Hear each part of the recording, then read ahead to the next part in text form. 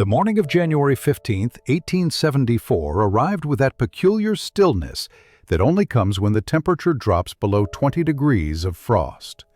Our ice cutter, let us observe him closely, though he would prefer we didn't, rose at 4 o'clock, as he had done every winter morning for 20 years.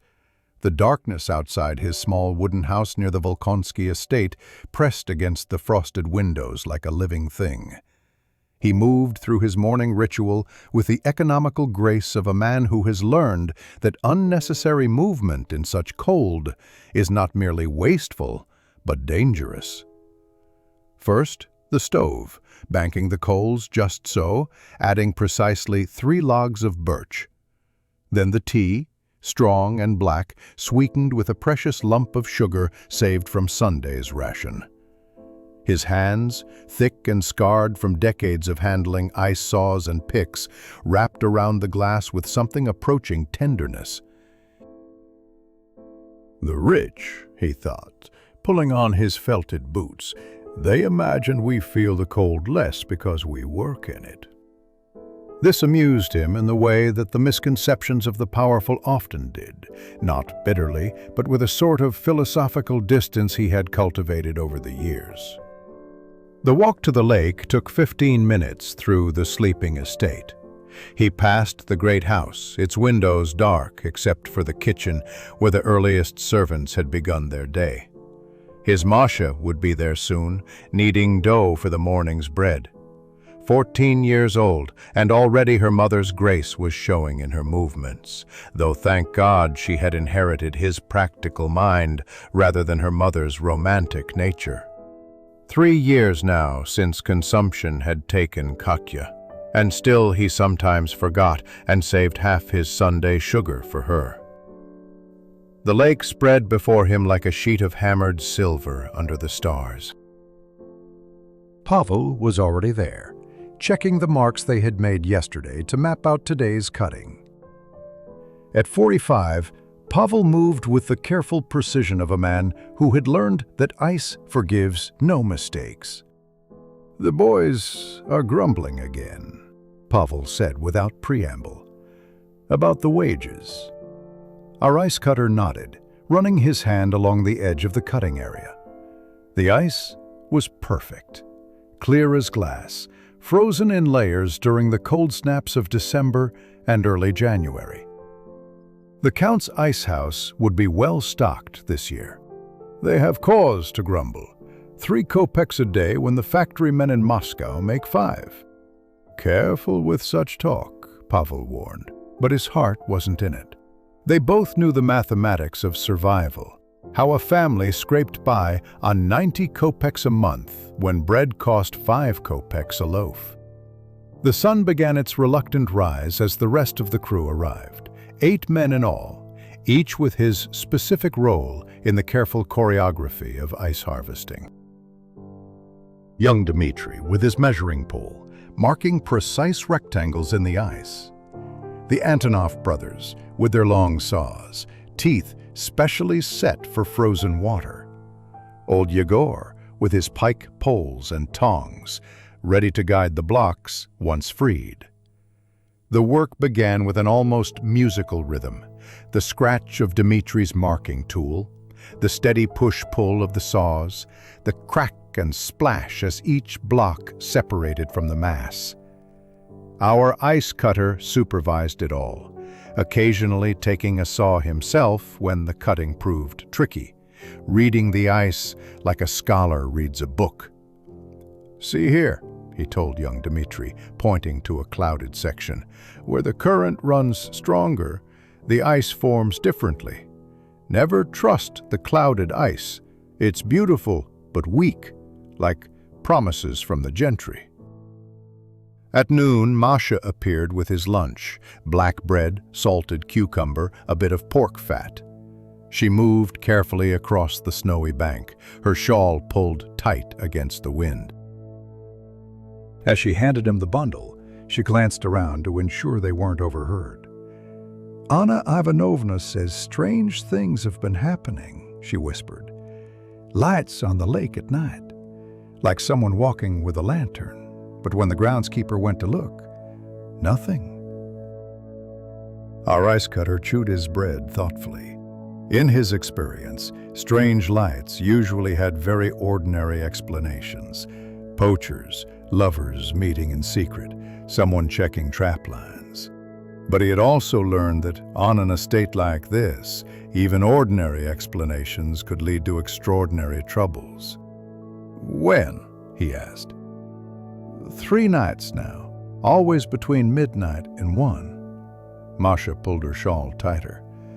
"The kitchen maids think it's—" She paused, crossing herself. "They think it's the French governess, the one who disappeared last winter." He almost smiled at this. Mademoiselle Moreau, with her Parisian airs and her way of looking at the servants as if they were furniture. If anyone's spirit was going to haunt this place, hers would probably be too proud to bother with a frozen lake. "Spirits don't need lanterns," he told his daughter practically. "The dead see in the dark just fine." But even as he spoke, he found himself looking across the ice, remembering. The governess had vanished in January of last year, they said, simply gone one morning, her bed unslept in, her trunk still in her room, but her warmest clothes missing. The Count had been furious, sending riders to Moscow and Petersburg, convinced she had stolen something, though he never said what. The afternoon's work continued steadily.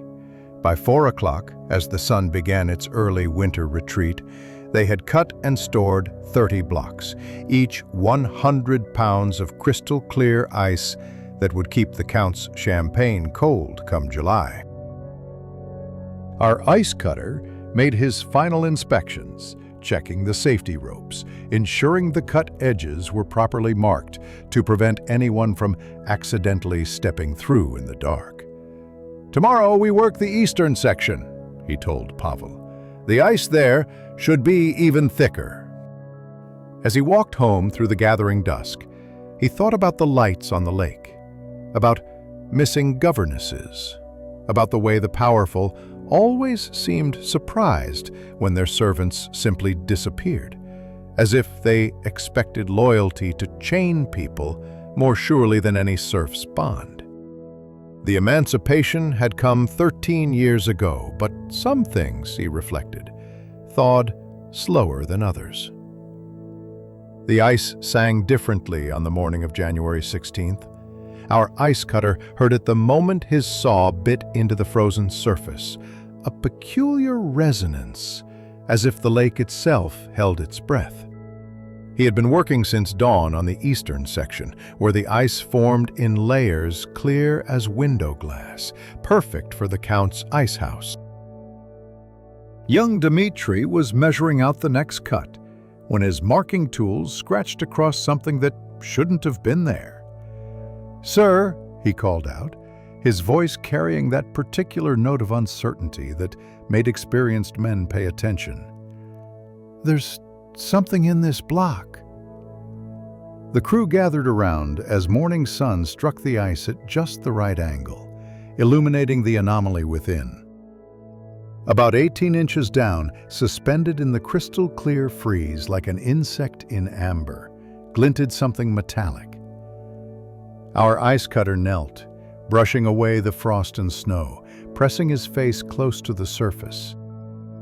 It was a medallion on a delicate chain, frozen in a peculiar twist that suggested it had been moving when the water froze around it. The gold caught the light, seeming to pulse with warmth despite its frozen prison. Around its edges, he could make out elaborate engravings, French work, if his eye didn't deceive him. Mother of God! Old Yegor crossed himself 3 times in quick succession. "That's hers. That's the Frenchwoman's." The whispers started immediately, rippling through the crew like wind across wheat. Mademoiselle Moreau's medallion, the governess who vanished. Here was proof, terrible proof, of what had befallen her. Our ice cutter let them talk while he studied the ice formation around the jewelry. Something bothered him about it, though he couldn't quite say what. Pavel leaned close. "We should cut it out careful-like. The Count will want to see this." But young Dmitri had already run toward the manor, his boots kicking up snow in small explosions of panic and excitement. Within minutes, our ice cutter knew, the entire household would know. Gossip traveled faster than wildfire in the servants' quarters, and this was the kind of story that would feed conversations for months. "Cut the block whole," he instructed the Antonov brothers. "Careful now. We'll transport it intact."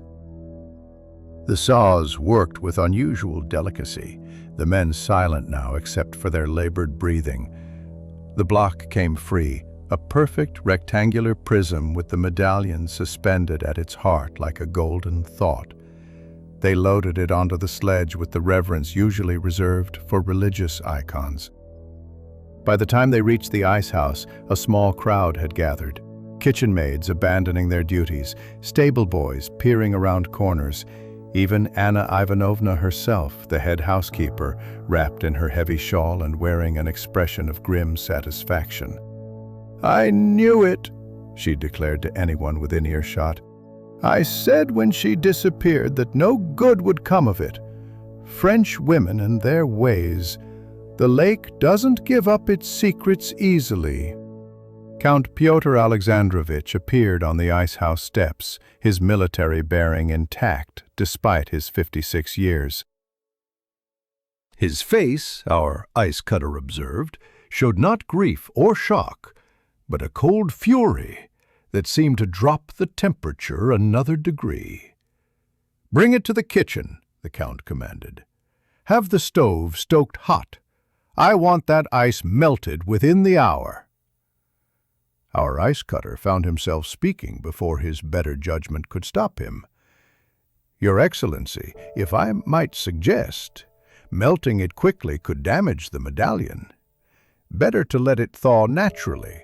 Preserve any—" He paused, searching for words that wouldn't offend. "Any evidence of what befell, mademoiselle." The Count's gray eyes fixed on him with the weight of centuries of authority. "Did I ask for your opinion on the matter?" "No, Your Excellency." "Then hold your tongue. The ice melts within the hour." But as the men maneuvered the block toward the kitchen, our ice cutter noticed something that made his craftsman's heart skip. The way the ice had formed around the medallion wasn't natural. Ice frozen in still water creates one pattern. Ice formed in moving water, another. And ice that's been cut and refrozen shows telltale seams. This ice had been deliberately formed in layers, the medallion placed between them like a flower pressed in a book. In the kitchen, the heat hit them like a physical force. The great stove roared with fresh wood, and the cook had cleared her largest table for the ice block. Our ice cutter positioned himself where he could observe without seeming to, watching as the heat began its work. The ice wept steadily, running in rivulets across the worn wood of the table. Slowly, so slowly, the medallion began to emerge.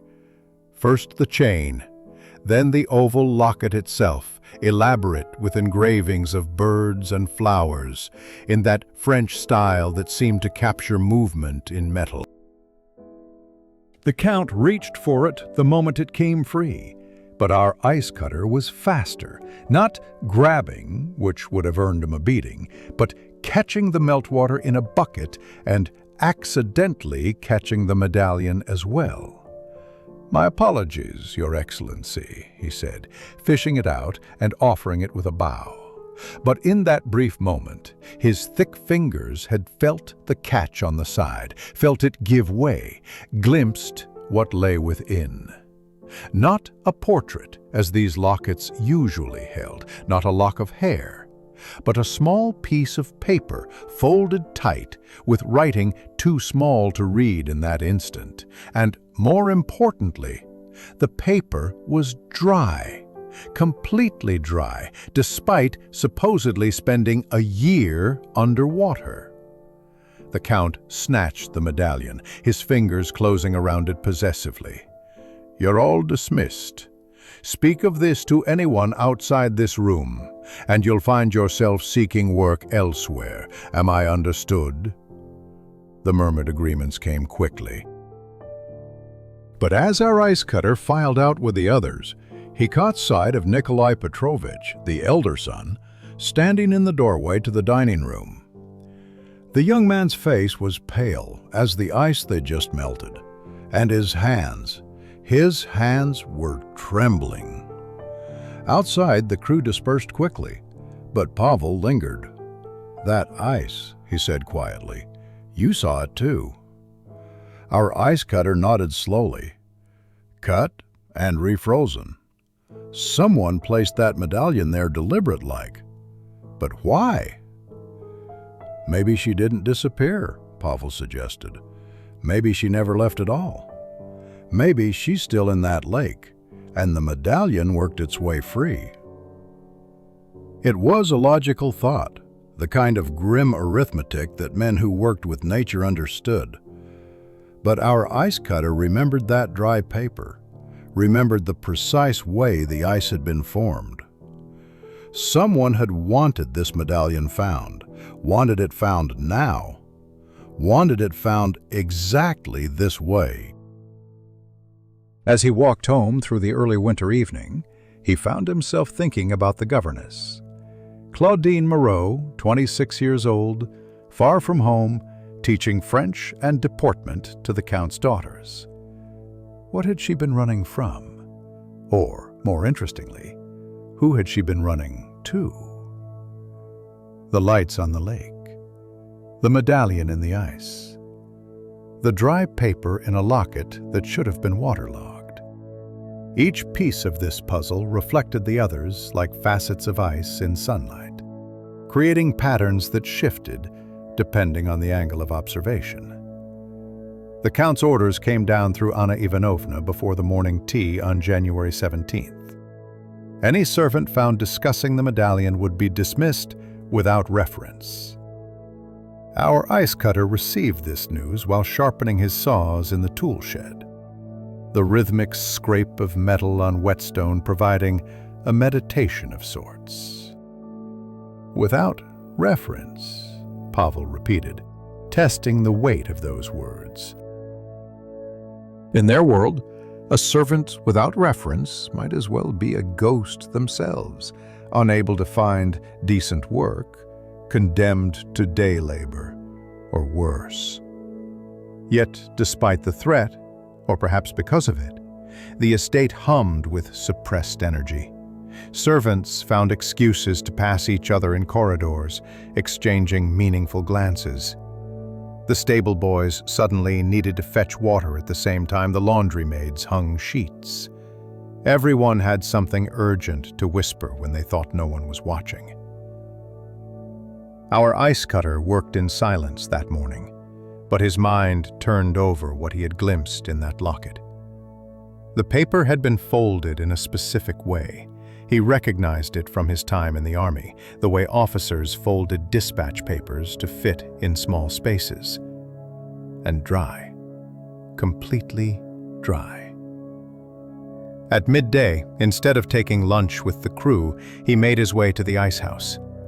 The blocks from yesterday sat in neat rows, including several from the same area where they'd found the medallion.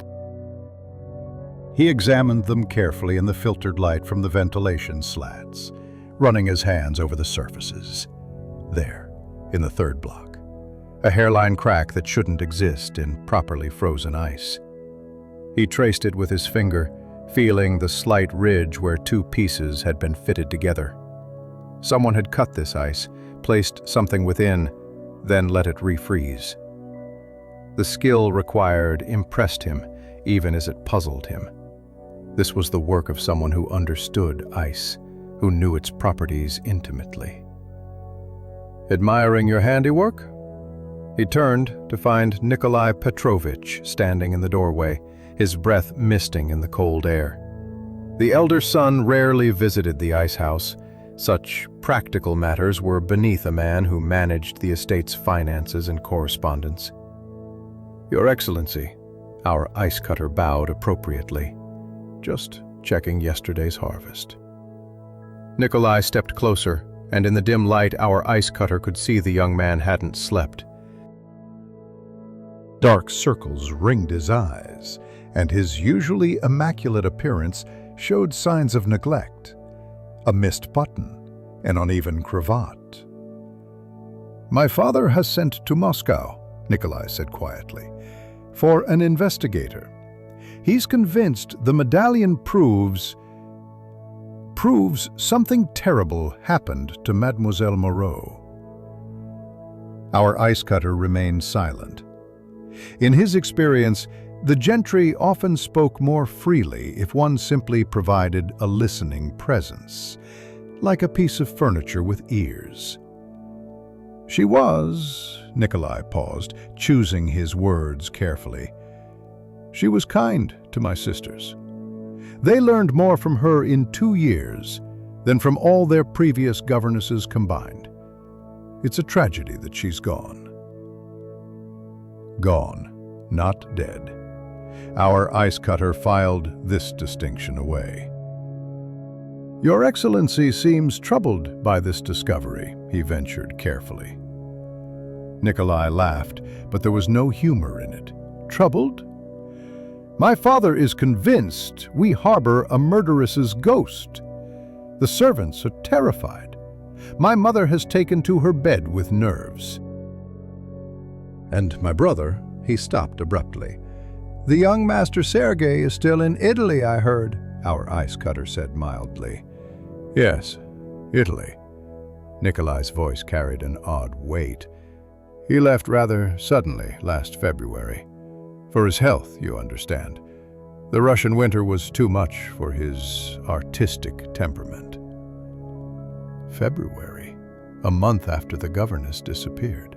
Our ice cutter's hands continued their inspection of the ice, but his mind was racing. He remembered Sergei Petrovich, 24, sensitive, given to reading French poetry in the garden. The kind of young man who might fall in love with a governess. The kind who might help her disappear.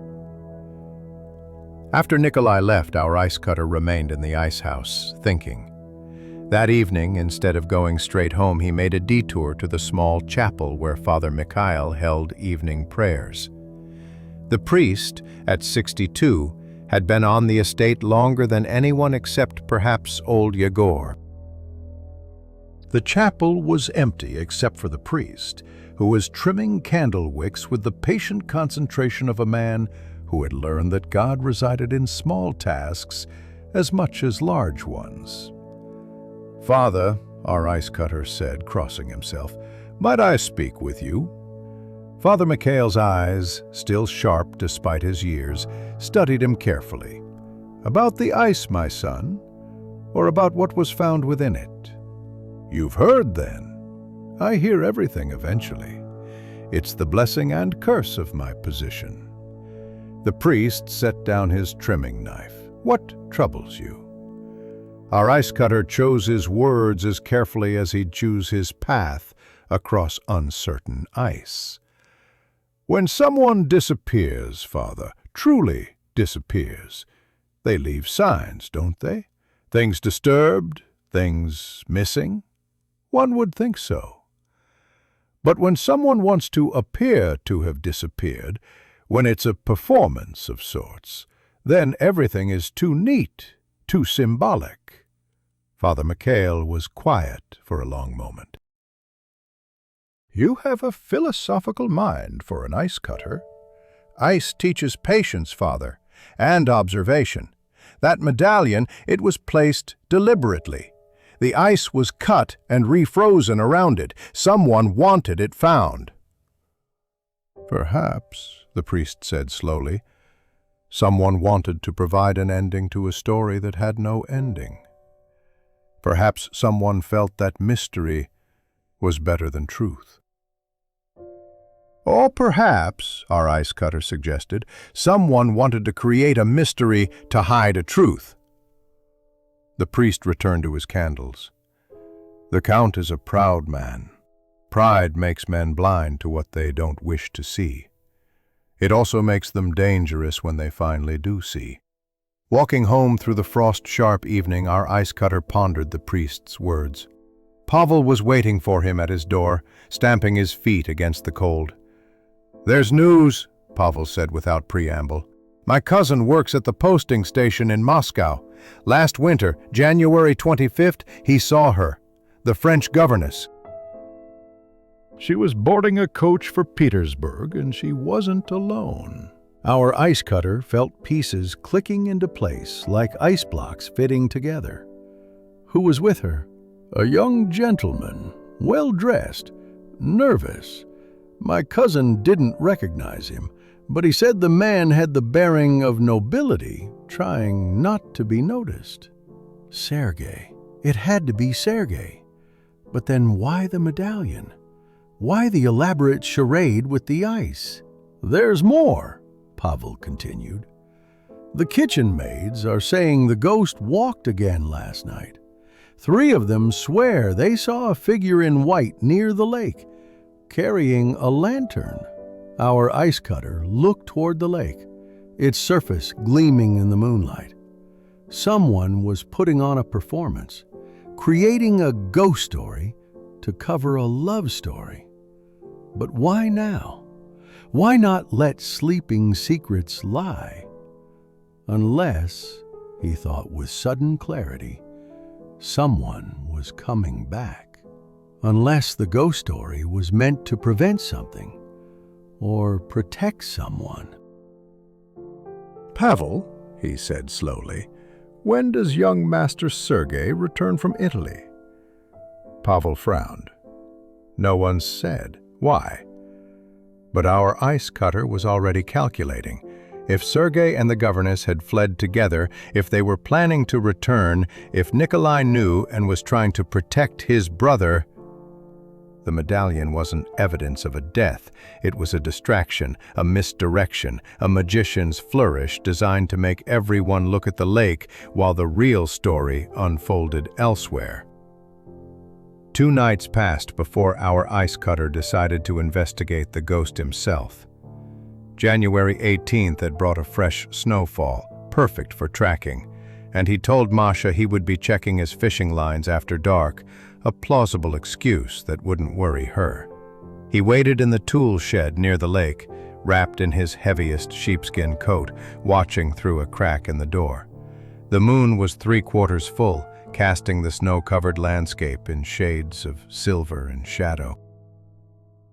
Just past midnight, he saw it, a pale figure moving along the far shore, carrying what appeared to be a lantern that glowed with an unnatural blue-white light.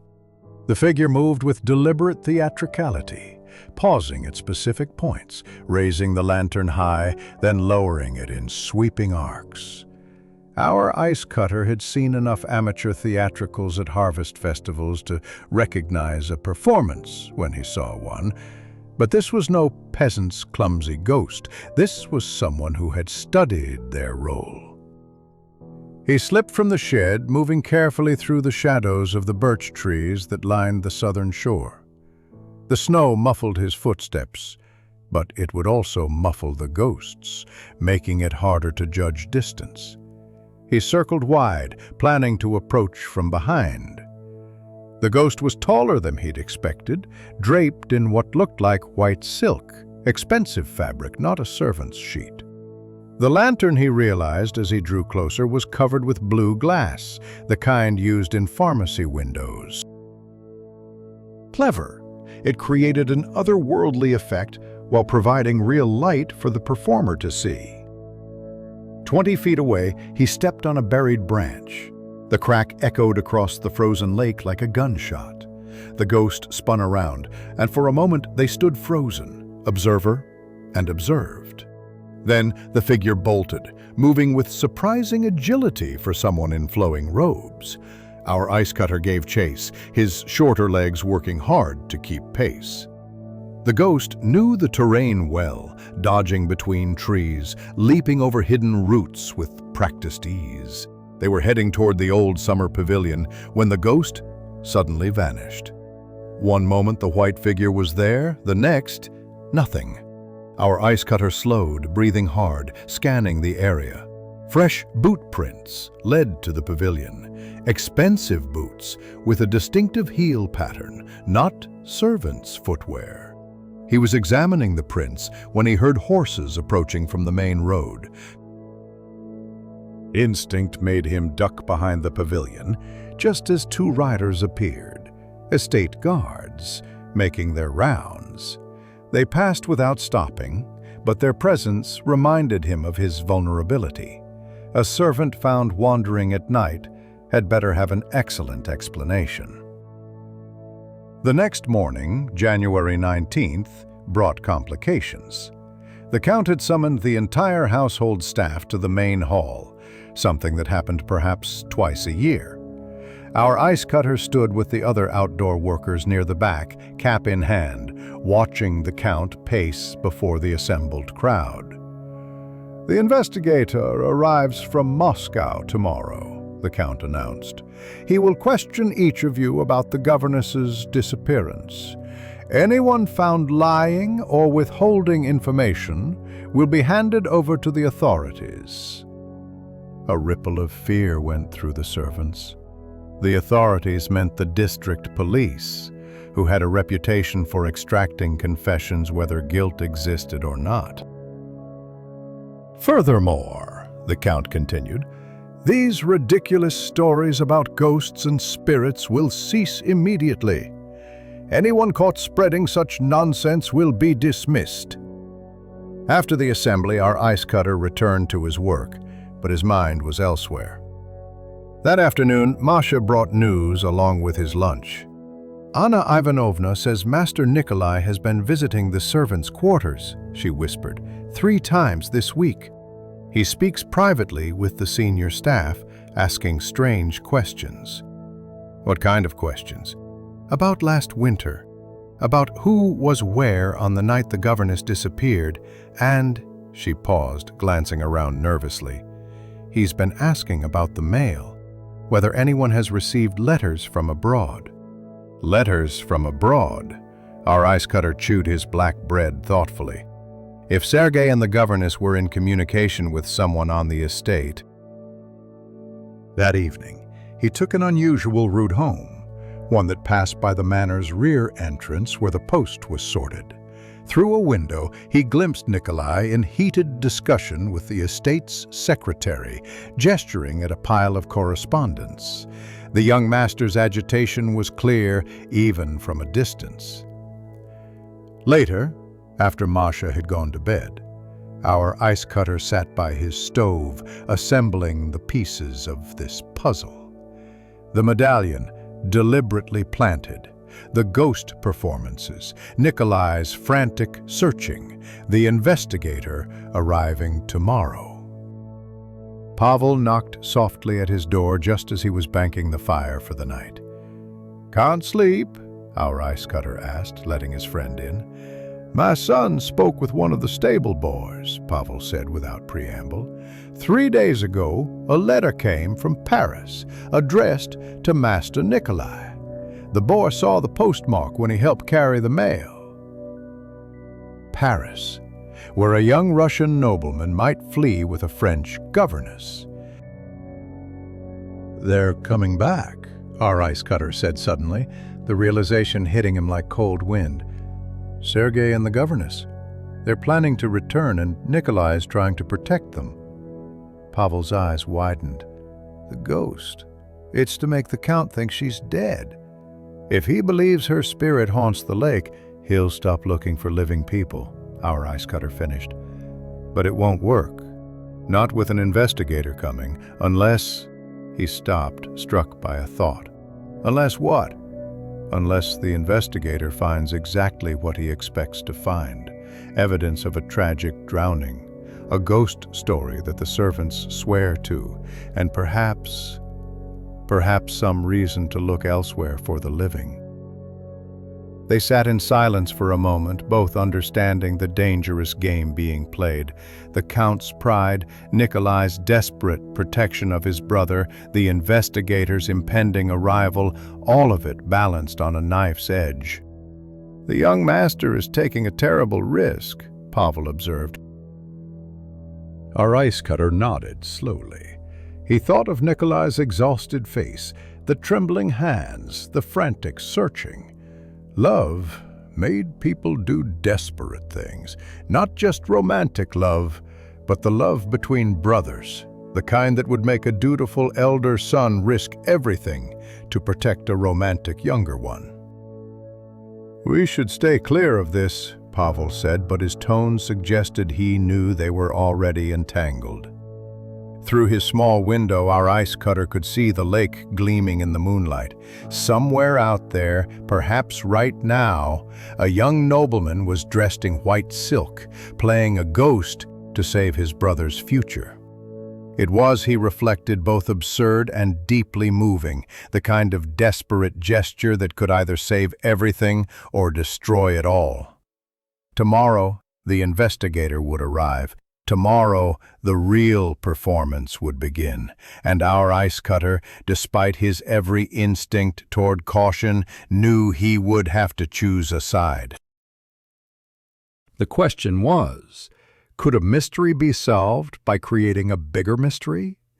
Could a ghost story provide enough misdirection for love to find its way home? The investigator from Moscow proved to be nothing like our ice cutter had expected. Where he'd imagined a severe official in a dark uniform, instead arrived on January 20th a small, neat man in civilian clothes with the mild manner of a bookkeeper and eyes that missed nothing. "Alexei Dmitrievich Krupin," he introduced himself to the assembled senior staff, his voice soft enough that everyone had to lean forward to hear. "I'm here at the Count's request to look into the matter of the missing governess."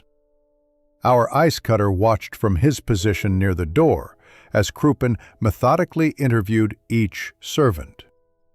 The man took notes in a small leather book, occasionally cleaning his wire-rimmed spectacles, asking questions that seemed almost casual, but somehow drew out details people hadn't realized they remembered.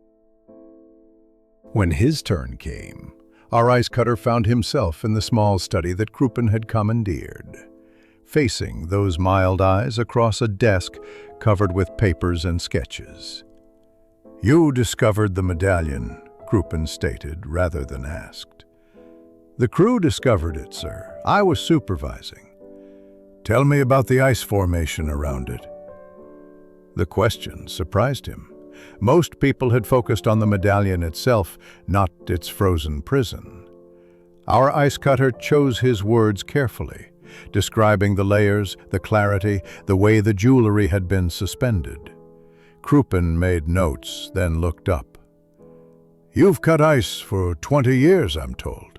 In your professional opinion, how long had that medallion been in the ice?" Here was the moment of decision. Our ice cutter could tell the truth, that the ice had been deliberately cut and refrozen, that the medallion had been planted, perhaps days, not months, before its discovery. Or he could protect whatever desperate game Nikolai was playing. "Hard to say exactly, sir," he replied finally. "The way water freezes can vary based on currents, temperature changes. Could have been there since last winter." Krupin studied him for a long moment. "Could have been. But you don't think it was, do you?" Before our ice cutter could respond, there was a commotion outside, shouting, running feet.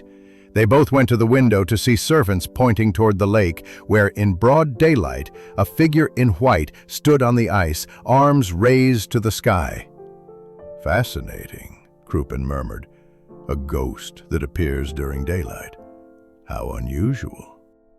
They watched as several brave servants approached the figure, only for it to glide away across the ice with inhuman grace. Our ice cutter recognized the technique, special runners attached to boots, the kind performers used in winter festivals, but from a distance, the effect was otherworldly. "Tell me," Krupin said quietly, still watching the scene outside. "What do you make of young Master Nikolai's interest in this matter?" The question was a trap, elegantly laid. Our ice cutter pretended to consider. "The young master manages the estate finances. Perhaps he's concerned about the disruption to work." Krupin smiled slightly. "Yes, perhaps." That evening, our ice cutter was returning from checking the ice houses when he encountered Nikolai near the stables. The young master looked terrible, his face gray with exhaustion, his hands shaking slightly as he lit a cigarette. "Walk with me," Nikolai commanded, and our ice cutter had no choice but to comply. They walked in silence until they were well away from any buildings, their boots crunching in the fresh snow. Finally, Nikolai spoke, his voice barely above a whisper. "The investigator knows. I'm certain he knows." "Your Excellency?"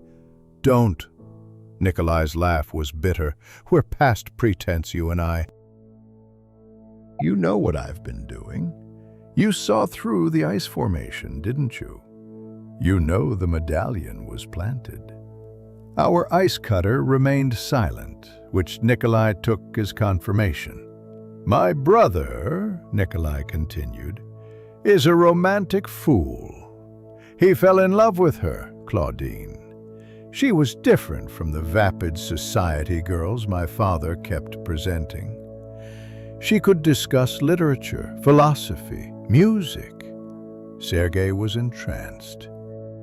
They walked on, the manor lights growing distant behind them. They tried to be discreet, but by December of '72 it was becoming obvious. My father would have destroyed them both if he'd known, so I helped them leave, gave them money, arranged false papers, covered their departure. "And now?" our ice cutter ventured. "Now they want to return. They're married, properly married, in a Catholic church in Paris. Sergei thinks if he presents it as accomplished fact, our father will accept it." Nikolai's voice carried years of frustration with a naive younger brother.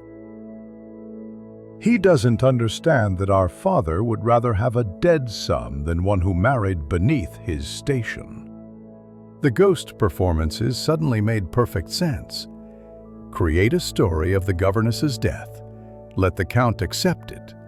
Then perhaps in a year or two, Sergei could return with a different French wife, someone with created papers and a manufactured past. "But the investigator," our ice cutter said slowly, "he's too clever for such deception." "Exactly." Nikolai stopped walking, turned to face him directly. "I need the servants to support the ghost story. All of them. Consistently. The investigator already suspects something, but if everyone swears to seeing the ghost, if everyone believes the governess drowned..." "You're asking me to organize a conspiracy among the workers." "I'm asking you to save my brother's life. Because if my father discovers the truth, if he learns that Sergei not only ran off with a governess but married her..." Nikolai didn't finish the sentence. He didn't need to. Our ice cutter thought of his own daughter, of the choices love could drive people to make. He thought too of the Count's cold fury, the kind that could reach across Europe to destroy two young people whose only crime was falling in love across class lines. "The workers are already discussing strike action over wages," he said carefully. "Perhaps if certain concessions were made." Nikolai's eyes sharpened with understanding. "You're negotiating." "I'm suggesting that loyalty might be easier to ensure if the workers felt their own concerns were being addressed." It was dangerous what he was doing, using the young master's desperation to improve conditions for his fellow workers. But opportunity, like clear ice, didn't come often. "What would it take?" Nikolai asked. Our ice cutter named a figure, not excessive but fair, enough to make the winter easier for the ice-cutting crew and their families. Nikolai didn't even hesitate. "Done. But I need more than silence. I need active participation. The ghost must be seen by multiple witnesses. The story must be consistent." As they walked back toward the manor, our ice cutter's mind was already working through the logistics. Pavel could be trusted to spread the word carefully. The workers would need to understand what was at stake, not just extra wages, but a young couple's future, possibly their lives. "The investigator will see through it," he warned Nikolai. "He's too intelligent to be fooled by ghost stories." "Perhaps," Nikolai said. "But he's also a practical man. If he returns to Moscow with a report that satisfies my father, mysterious drowning, servants, seeing spirits, case closed, he gets paid and avoids the mess of an international scandal. Sometimes the convenient solution is preferable to the true one." The confrontation came on the night of January 22nd, though not in the way our ice cutter had expected. He had gone to the lake after midnight, drawn by an instinct honed through years of reading ice and weather. The moon was hidden behind clouds, and the darkness felt thick, almost tangible. He positioned himself in the birch grove where he'd waited before, but this time he brought a dark lantern, one with shutters that could hide its light instantly. The ghost appeared on schedule, moving across the ice with that same theatrical grace. But tonight, something was different. The figure seemed agitated, the movements less controlled.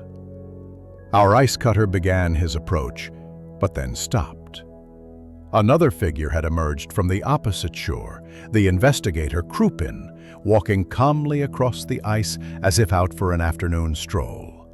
The ghost froze, trapped between the two observers. "Good evening, Master Nikolai," Krupin called out, his mild voice carrying clearly in the still air. "Rather cold for a performance, isn't it?" The ghost stood perfectly still for a moment, then slowly reached up and pulled back the white silk hood. Even from his distance, our ice cutter could see Nikolai's shoulders slump in defeat. "How long have you known?" Nikolai asked. "Since yesterday afternoon. The boots, you see, the prints in the snow match the ones you wear. Custom made in Petersburg, quite distinctive." Krupin moved closer, his hands clasped behind his back. "Though I admire the dedication, this can't have been easy." Our ice cutter stayed hidden, watching this strange confrontation unfold on the frozen stage of the lake. Part of him wanted to intervene, but he knew his presence would only complicate matters. "My father hired you to find the truth," Nikolai said, his voice carrying a bitter edge. "Your father hired me to find the governess. There's a distinction." Krupin pulled out his small notebook, flipping through pages. "Mademoiselle Claudine Moreau, aged 26, of Lyons, France, employed as governess from September 1871 to January 1873. Disappeared on the night of January 23rd. "She drowned," Nikolai said, but even he seemed to realize how hollow the words sounded. "No, she didn't." Krupin closed his notebook. "She left for Moscow with your brother on January 25th, took a coach to Petersburg, then sailed for Hamburg. From there, Paris, where they were married at Saint-Sulpice on February 14th. Rather romantic, actually." Nikolai's face went white. "How could you possibly? I have colleagues in many cities. Telegraph is a wonderful invention." Krupin adjusted his spectacles. Your brother writes to you regularly. The letters come through an intermediary in Moscow, but the handwriting is his. He's planning to return, isn't he?" The silence stretched between them. Finally, Nikolai nodded, the gesture barely visible in the darkness. "They want to come home," he said quietly. "Sergei says Claudine is with child. He wants his child born on Russian soil, raised at Volkonsky. Your father will never accept it." "I know." The words came out as barely a whisper. "That's why all of this. If father believed her dead, if enough time passed, perhaps Sergei could return with a new wife, someone with different papers, a different name." Krupin was quiet for a moment. Then, unexpectedly, he sat down on a snow-covered rock, looking suddenly tired. "I had a son once. He died at 19, consumption. But before that, he fell in love with a Jewish girl from the merchant quarter. The scandal it would have caused." He shook his head. "I sometimes wonder if I was right to forbid it. What are a few years of happiness worth against a lifetime of regret?" Our ice cutter found himself holding his breath, sensing the conversation had shifted into unexpected territory. "What will you tell my father?" Nikolai asked. Krupin stood, brushing snow from his coat. "The truth, of course, that the governess is dead. But she is dead. Claudine Moreau, the governess, no longer exists.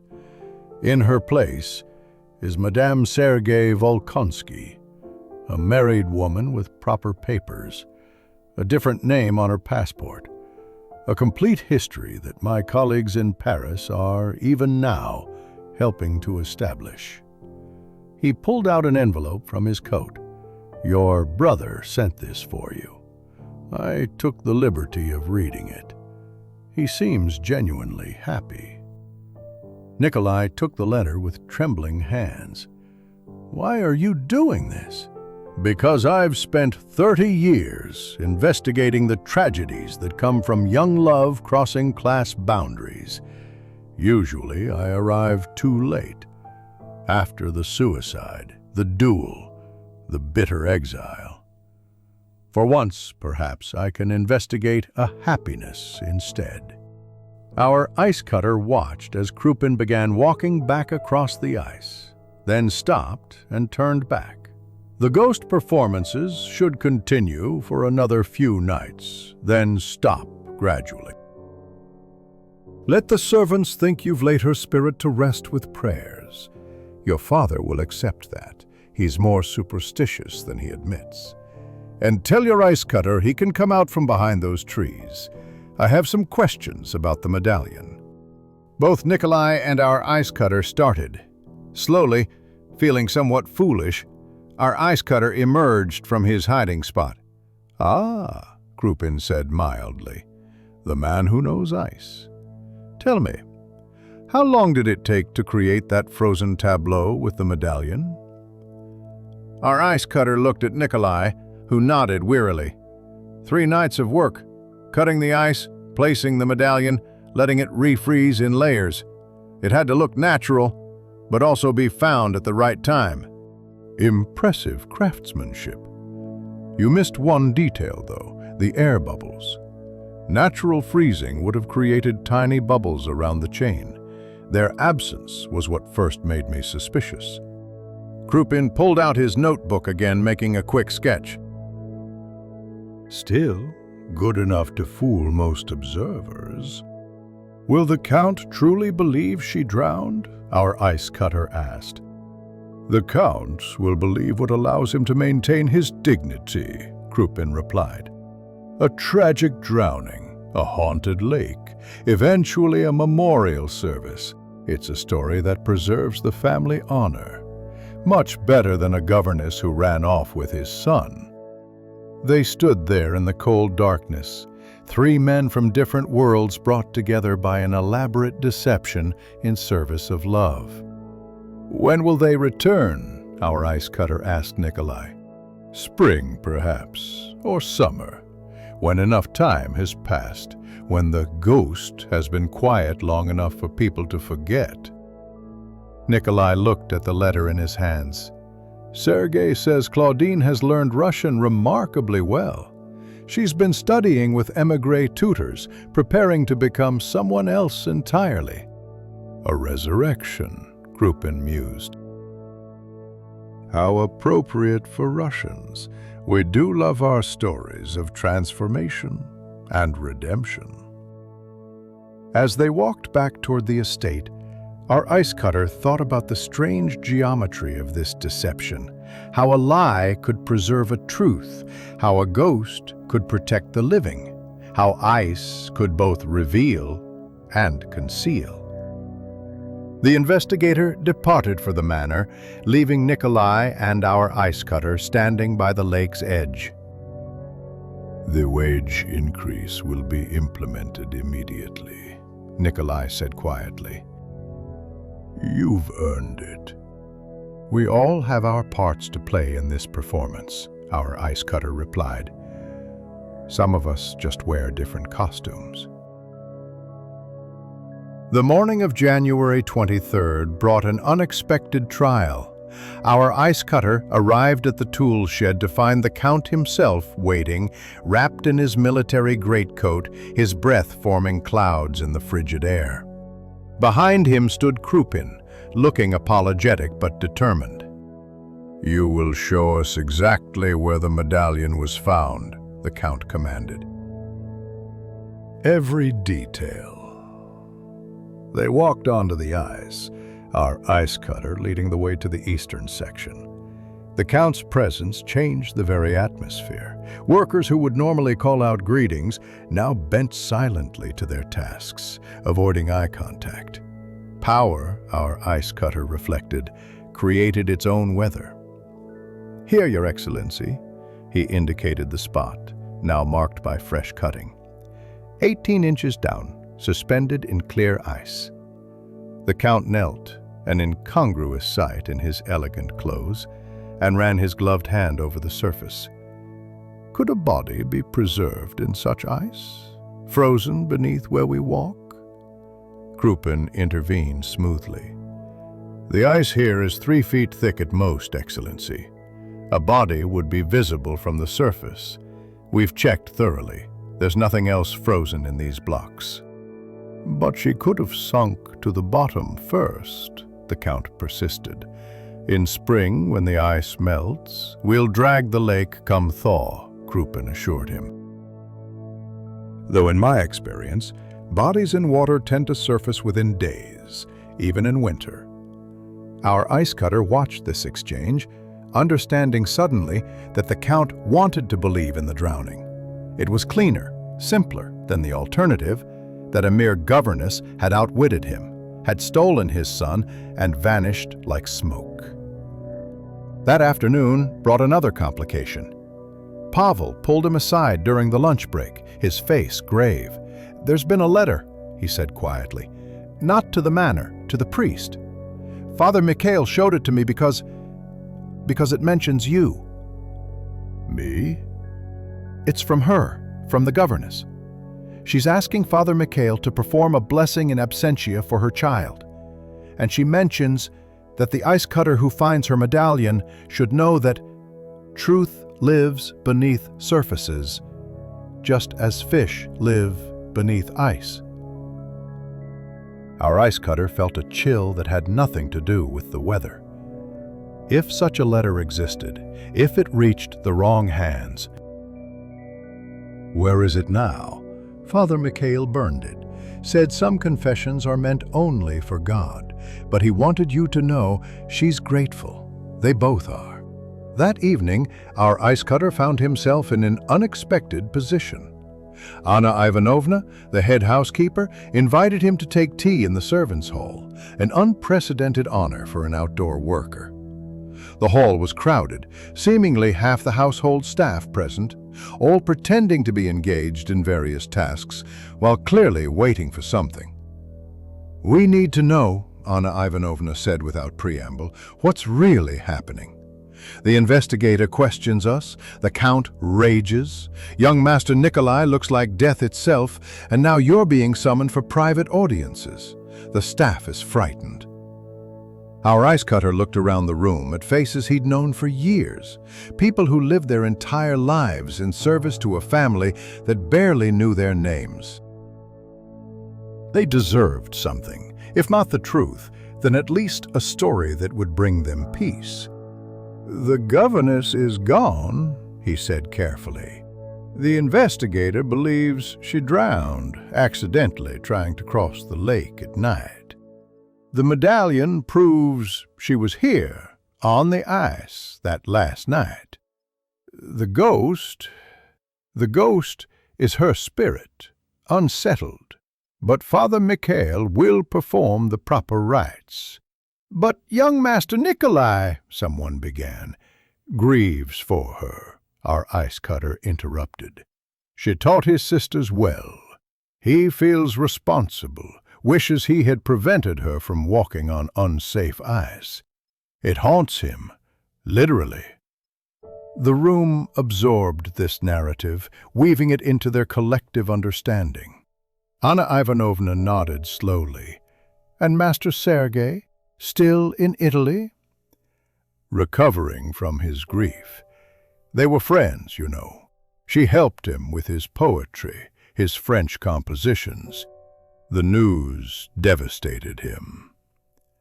It was fascinating, watching the story take root. Each person would add their own embellishments, their own remembered details that supported this version of events. By tomorrow, it would be the accepted truth below stairs, as solid as the ice on the lake. Later that night, our ice cutter made his way home through swirling snow, thinking about the nature of truth. Was a lie that protected love more honest than a truth that destroyed it? Was Claudine Moreau really dead if she'd been reborn as someone else, someone free to love and be loved? His daughter was waiting up for him, mending by candlelight. "Papa," she said, "I heard the strangest thing today. One of the scullery maids swears she saw Master Nikolai praying in the chapel at dawn, crying like a child." "The weight of responsibility affects men differently," he replied, hanging up his coat. "Some carry it in silence. Others need God's help to bear it." Is it true what they're saying? That the governess's ghost walks because she loved someone she couldn't have?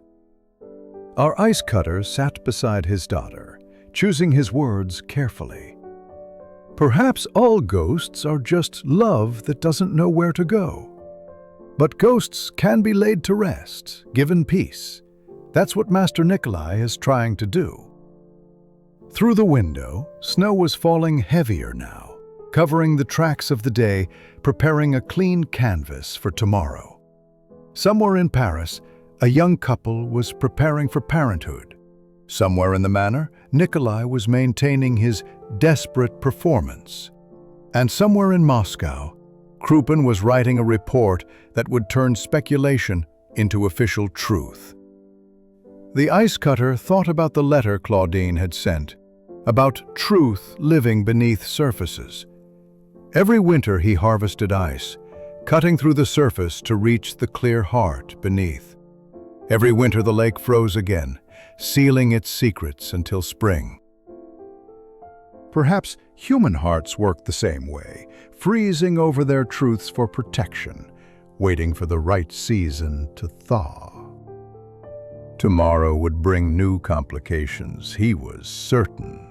The Count's suspicions, the servants' gossip, the ongoing performance of grief and haunting, all of it balanced precariously, like blocks of ice stacked too high. But tonight, in the warmth of his small home with his daughter safe beside him, he allowed himself a moment of satisfaction. He had helped engineer a miracle of sorts, a resurrection disguised as a death, a future disguised as a haunting. The powerful would have their dignity, the lovers would have their happiness, and the workers would have their wage increase. Not a bad balance, all things considered. "Papa," Masha said suddenly, "do you believe in happy endings?" He thought of Sergei and Claudine in Paris, of the child growing within her, of the elaborate deception that might, just might, bring them home. "I believe in endings that make sense," he said finally. "Sometimes that's the same thing." Father Mikhail's summons came before dawn on January 25th, delivered by a sleepy altar boy who seemed puzzled to be sent to the ice cutter's cottage. Our ice cutter dressed quickly in the darkness, wondering what could require such urgency from a man who typically measured time in liturgical seasons rather than hours. The church sat in pre-dawn silence, its onion dome a dark silhouette against the gradually lightening sky. Father Mikhail waited in the vestry, his aged hands wrapped around a glass of tea. Beside him sat Krupin, the investigator, looking as mild and alert as if it were midday. "Forgive the early hour," Father Mikhail began, "but certain matters require discretion, and dawn provides the best privacy." Krupin pulled out a leather portfolio, extracting several documents. "I need someone trustworthy to witness my final report to the Count. Someone who understands the full complexity of this situation." Our ice cutter looked between the two men, comprehending slowly. "You want me to witness a false report?" "I want you to witness a true report," Krupin corrected gently. "Every word will be true. Claudine Moreau did disappear on January 23rd of last year. Evidence suggests she attempted to cross the frozen lake. Her medallion was found frozen in ice. Servants report seeing apparitions. These are all facts." "Facts arranged to tell a particular story," Father Mikhail added. "Sometimes the greatest mercy we can offer is allowing people to believe what comforts them." Krupin began reading his report aloud, his soft voice filling the small vestry. It was masterfully constructed, each statement technically accurate, yet painting a picture of tragic accident rather than romantic escape. The medallion became proof of drowning rather than deliberate placement. The ghost sightings confirmed the tragedy rather than concealing a deception. "You've made her a saint," our ice cutter observed when Krupin finished. "A tragic figure who died in winter's grip." "Saints are easier to forgive than women who run away with their employers' sons," Krupin replied. "The Count can mourn a saint. He can build a memorial, hold services, tell himself she was too pure for this world. It's a story that preserves everyone's dignity." Father Mikhail stood, moving to a small cabinet. He withdrew a sealed letter, handling it with peculiar reverence. "This arrived yesterday from Paris, addressed to me but meant, I think, for you." The letter was in French, which Father Mikhail translated slowly. Sergei wrote of his happiness, his gratitude, his hope for eventual reconciliation.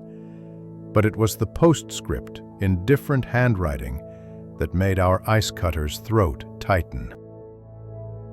Claudine had written simply, "Tell the man who reads ice that spring always comes, even after the hardest winter."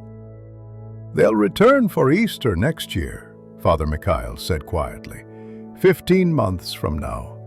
Enough time for grief to settle, for the ghost to be thoroughly laid to rest. Sergei will arrive with his new wife, a distant cousin of French merchants from Petersburg. Complete papers, a manufactured history, even a false grave in Père Lachaise to explain her previous life. "And the Count will accept this?" our ice cutter asked. The Count will be presented with his son's respectable wife, and his grandchild, Krupin said. Pride and lineage will outweigh suspicion. Besides, by then this investigation will be long closed, the governess properly mourned and buried in memory, if not earth. They signed the documents as dawn light began filtering through the stained glass, casting colors across the worn wooden floor. Our ice cutter's signature looked strange to him, formal and permanent, sealing a fiction into historical record. Walking back through the awakening estate, he encountered Pavel organizing the day's crew. His friend took one look at his face and pulled him aside. "What's happened?" "The investigation ends today. Krupin submits his report this morning." Pavel studied him carefully. "And we're to continue as if nothing has changed?" "We're to continue because everything has changed. The wage increase is confirmed. The ghost will be laid to rest. The lake will give up its secrets gradually, then return to being just a lake." That afternoon, the Count summoned the entire household to hear Krupin's findings. The great hall filled with servants, from the highest butler to the lowest scullery maid. Our ice cutter stood with the outdoor workers, watching Nikolai's face as his father accepted the investigators' conclusions. "The young master played his part perfectly. Relief mixed with sorrow. The burden of mystery lifted, but replaced by the weight of tragedy. When the Count announced there would be a memorial service, that prayers would be said for the governess's soul, Nikolai bowed his head in apparent grief. Furthermore, the Count continued, Master Nikolai has convinced me to implement new safety measures for winter lake crossings, and to increase wages for our ice workers who brave such dangerous conditions." A murmur ran through the crowd. Our ice cutter felt Pavel's elbow in his ribs but kept his expression neutral. This was Nikolai's touch, turning necessary bribery into memorial charity, making the wage increase a monument to the fictional tragedy. After dismissal, our ice cutter was heading home when he noticed unusual activity at the lake. A small group had gathered at the shore, including Anna Ivanovna and several senior servants. They stood in a circle, heads bowed, as Father Mikhail led them in prayers for the departed. It was theater, our ice cutter knew, but watching them, he realized it had become something more. These people, who would never know the truth, were creating their own truth through ritual and remembrance. The governess who had treated them with distant courtesy was being transformed into a figure of tragedy and sympathy. As the prayers ended, Anna Ivanovna approached him.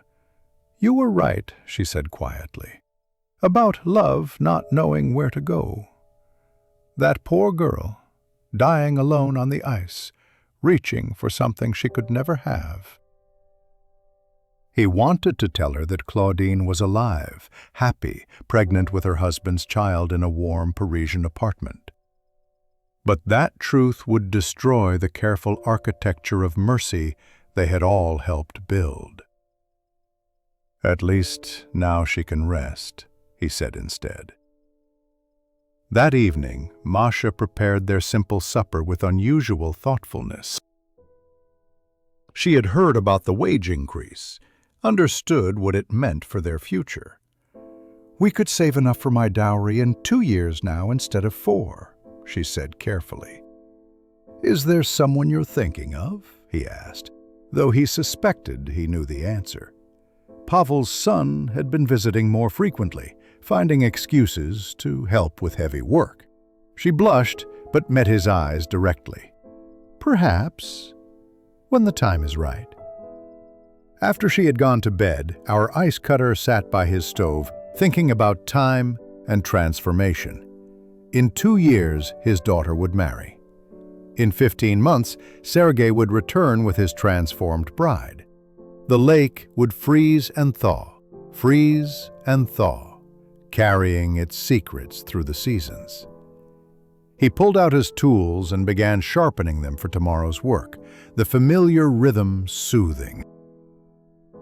Each pass of the whetstone was a prayer of sorts, for lovers in Paris, for a young man maintaining an impossible deception, for an investigator returning to Moscow with a fiction everyone could live with. The final ghost performance came on the night of January 26th, though our ice cutter hadn't expected to witness it. He had been checking the ice houses, ensuring the latest harvest was properly stacked, when he saw lights gathering near the lake. Not one figure this time, but a small procession. Father Mikhail led the group, carrying a large brass cross that caught the moonlight. Behind him walked Nikolai, no longer in white robes, but dressed in mourning black. Anna Ivanovna followed with several senior servants, each carrying candles that flickered in the slight wind. It was, our ice cutter realized, an exorcism of sorts, or rather, the appearance of one. He stayed in the shadows, watching as they formed a circle on the ice. Father Mikhail's voice carried across the frozen surface, intoning prayers for the dead, calling for peaceful rest, for an end to wandering. Nikolai knelt on the ice. That must have been painful in the cold, his head bowed in apparent prayer.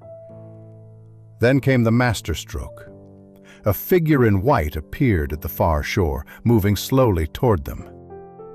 The servants gasped, some stepping back, but Father Mikhail raised his cross higher and continued his prayers. The figure approached, seemed to waver, then slowly, gracefully sank down onto the ice and lay still. "She is at peace," Father Mikhail announced. "The spirit accepts God's mercy." The white figure didn't move.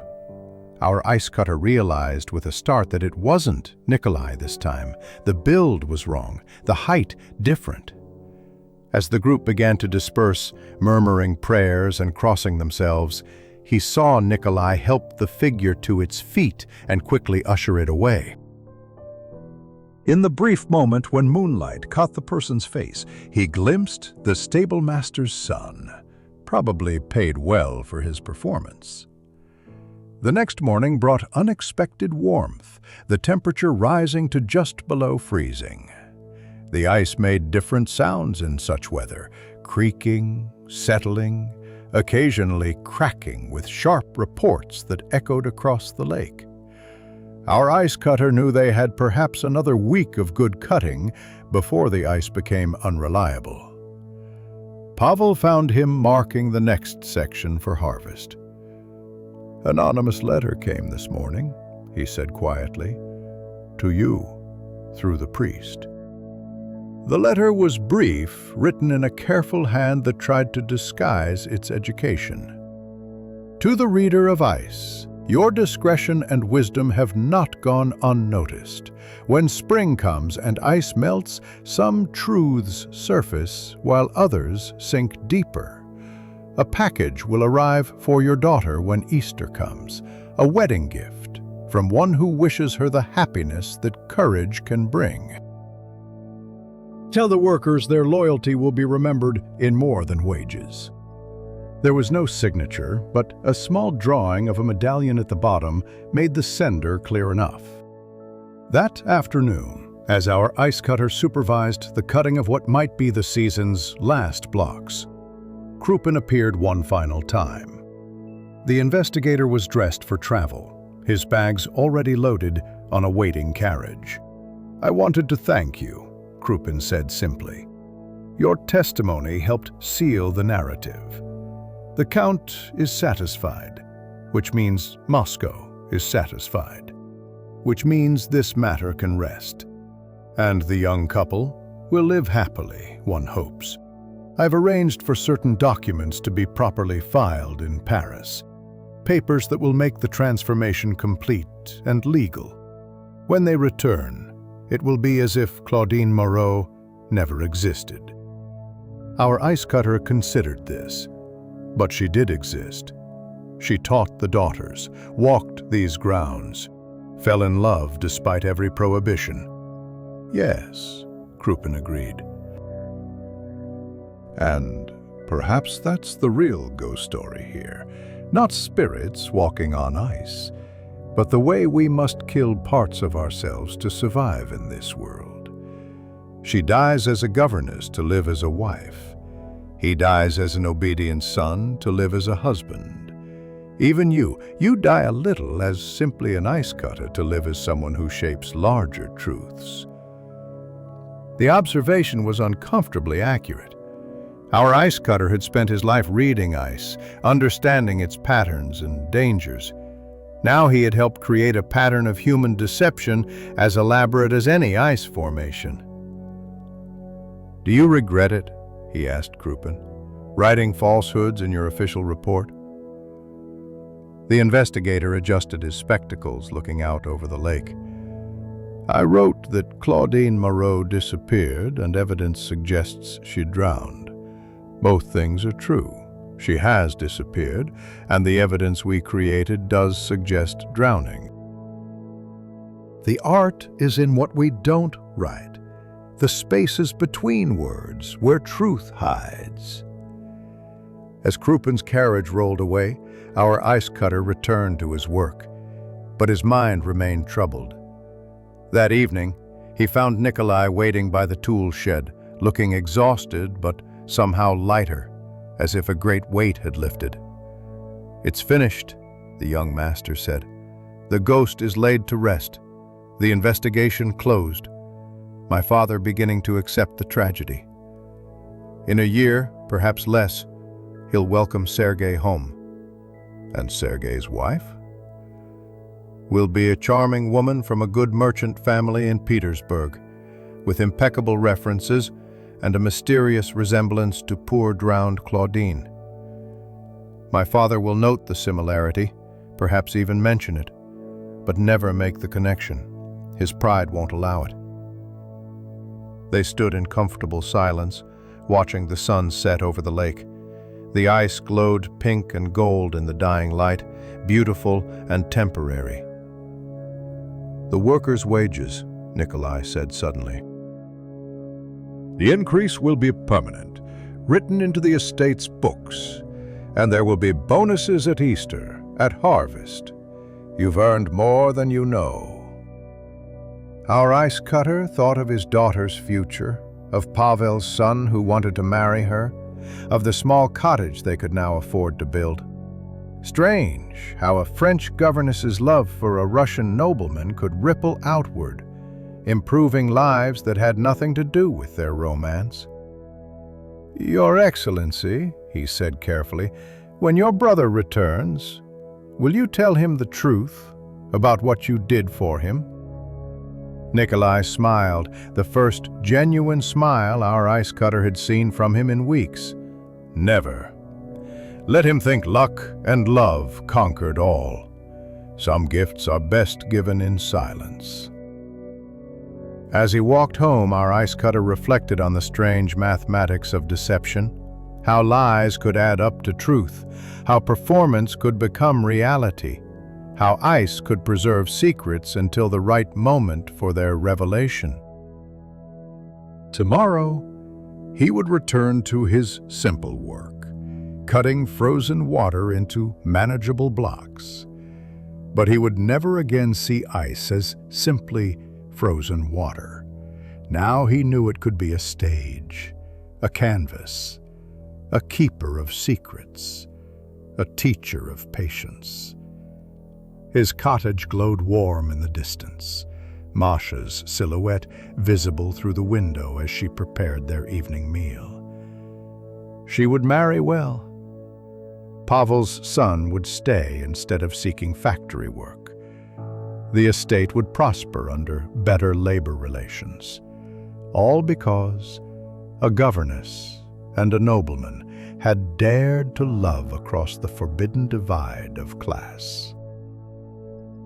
March of 1874 arrived with its peculiar mixture of winter's end and spring's hesitation. Our ice cutter stood in the tool shed, carefully oiling the saws and picks before storing them for the season. Each tool had its place on the wall, arranged with the precision of a man who understood that order in small things could balance chaos in large ones. The lake had begun its transformation.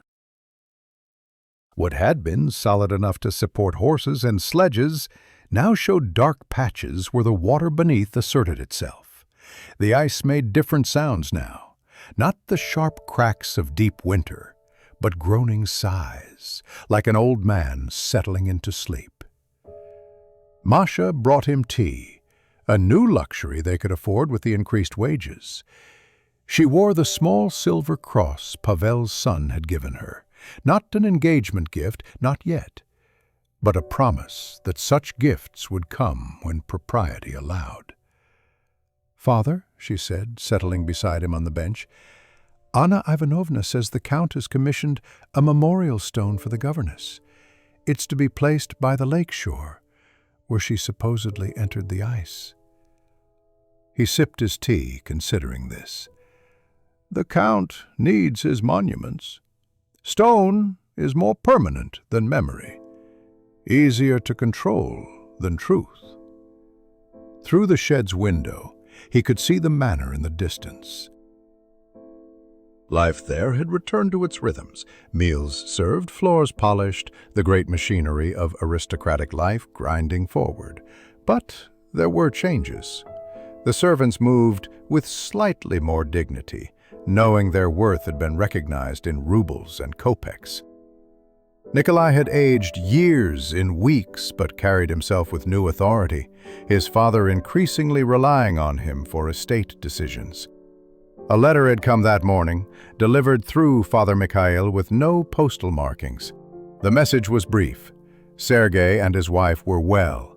The child would arrive with summer, and when next year's Easter came, they would return to Russia as different people. The transformation would be complete, the resurrection accomplished. Pavel joined him in the shed, bringing news from the morning market. "They say in Moscow that factories are hiring, that Russia is changing. My son speaks less of leaving now. Good wages here help a man see the value of home," our ice cutter observed. "It's more than wages," Pavel said. "It's knowing that someone fought for us, that our work has worth beyond just labor." They sat in comfortable silence, old friends who had witnessed something extraordinary disguised as something ordinary.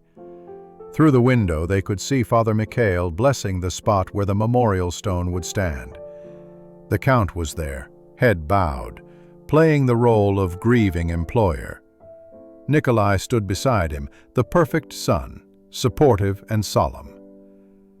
Our ice cutter thought about the nature of truth and fiction, how they dissolved into each other like ice into water. The governess had drowned. That was the fiction that would become history. But in drowning, she had been reborn as someone who could love freely. The ghost that haunted the lake was really the ghost of prohibitions, of boundaries that said love must follow rules of class and station. "Next winter," Pavel said suddenly, "when we cut the ice again, do you think we'll remember all this as it really happened? Or as we've agreed it happened?" It was a profound question. Already, our ice cutter could feel the edges of truth softening, the story they had all participated in becoming more real than reality. In years to come, new workers would be told about the winter they found the governess's medallion, about the ghost that walked until Father Mikhail laid it to rest. The story would grow, change, become legend. "We'll remember what needs remembering," he said finally. "That love finds a way, that courage takes many forms, that sometimes the greatest mercy is a carefully crafted lie." As afternoon approached, he made his final rounds of the estate's ice houses. The blocks they had cut would last through summer, keeping the Count's wine chilled, preserving food through the hot months. Each block was a piece of winter, saved for when it was most needed, not unlike the secret they all now carried, preserved and hidden until the time was right for its revelation. Standing by the lake's edge, watching the ice slowly surrender to the inevitable warmth, our ice cutter allowed himself a moment of philosophical reflection. Ice was temporary, but it returned each year, reliable as sunrise. Love, too, seemed to follow such patterns, apparently defeated by winter's harsh reality, yet always returning with spring's promise. A year from now, Sergei would return with his transformed bride. The estate would celebrate the young master's homecoming, would welcome his charming wife, would coo over their child. And our ice cutter would watch it all, knowing what others didn't, that sometimes the deepest truths must be buried like bulbs in winter soil, waiting for the right season to bloom. Masha called him for supper, her voice carrying across the thawing landscape. As he walked toward his cottage, he passed the spot where the memorial stone would stand. He paused, imagining the inscription, probably something about tragic loss and eternal rest. Visitors would read it and feel appropriate sadness for the poor governess who died one winter night. But he would know better. He would know that the stone marked not a death, but a transformation, not an ending, but a beginning cleverly disguised. The ghost of Claudine Moreau could rest peacefully, because Claudine herself lived on, transformed by love into someone who could exist in the light instead of shadows. The sun was setting, painting the sky in shades of rose and gold. Soon, the ice would be gone entirely. The lake would return to its liquid state, and boats would cross where he had walked. But when next winter came, he would return to his work, reading the ice's patterns, understanding its messages, keeping its secrets. His cottage door opened, warm light spilling out into the gathering dusk. Inside waited his daughter, his supper, his simple life, made slightly less simple by the knowledge he now carried. He had been, for one strange winter, not just an ice cutter, but a craftsman of human destiny, helping to carve a path through the frozen barriers of class and convention. As he stepped inside, he thought he heard, carried on the wind, the sound of ice breaking somewhere far out on the lake, not the violent shattering of destruction, but the gentle yielding that comes when winter finally accepts that its time has passed, and spring, patient spring, can begin its work of renewal. The story of the governess's ghost would be told for generations on the Volkonsky estate. But the story of the governess's love, that would live on in a different way. In a child, born to parents who had risked everything for happiness. In workers who knew their worth had been recognized. In a daughter who could marry for love because her dowry was secured. Our ice cutter closed his door against the cooling air, but not before taking one last look at the lake. Tomorrow the thaw would continue. The memorial stone would be set, and life would move forward. But tonight, in the space between winter and spring, between truth and fiction, between what was and what would be, there was peace.